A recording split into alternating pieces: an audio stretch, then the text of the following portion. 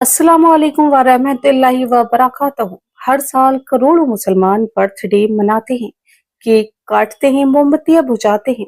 लेकिन क्या आपने कभी सोचा है, क्या अपने नबी सल्लल्लाहु अलैहि वसल्लम ने कभी अपना जन्मदिन मनाया था?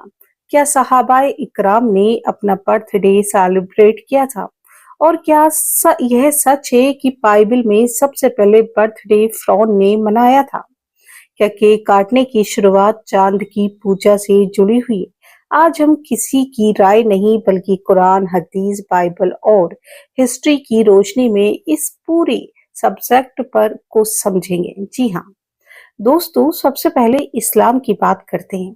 कुरान शरीफ में कहीं भी बर्थडे मनाने का हुक्म नहीं मिलता और सही हदीसों में भी यह नहीं मिलता कि अपने नबी ने हर साल अपना जन्मदिन मनाया हो, केक काटा हो या सहाबा ने ऐसा किया हो।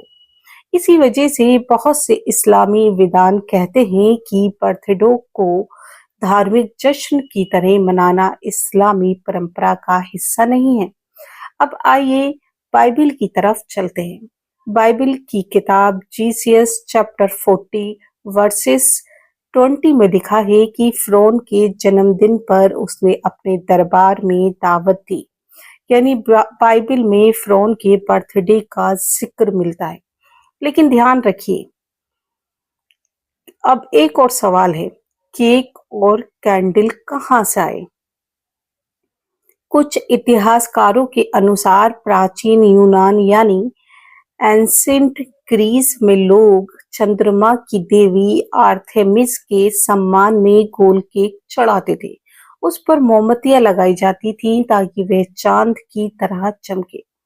बाद में अलग अलग सभ्यताओं की कई परंपराएं मिलकर आज की बर्थडे सेलिब्रेशन का रूप बनी। इसलिए ये कहना कि आज बर्थडे की उसी पूजा का हिस्सा है, निश्चित ऐतिहासिक तथ्य नहीं है। दोस्तों, अब सबसे बड़ा सवाल, क्या मुसलमानों को बर्थडे मनाना चाहिए?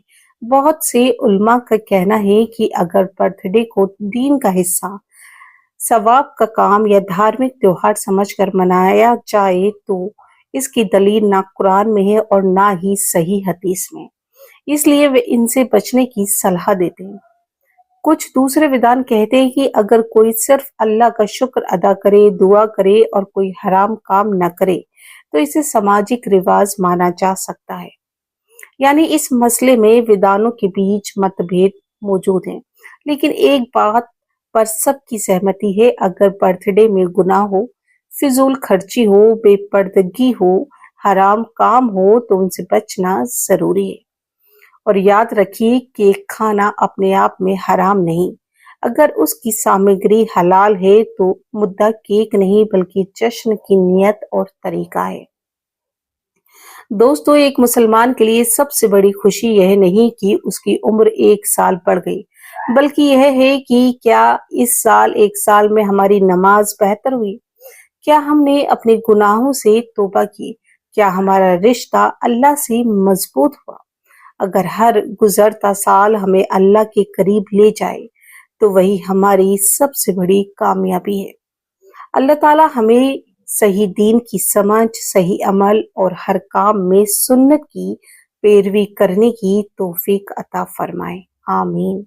अस्सलाम वालेकुम व रहमतुल्लाहि व बरकातहू।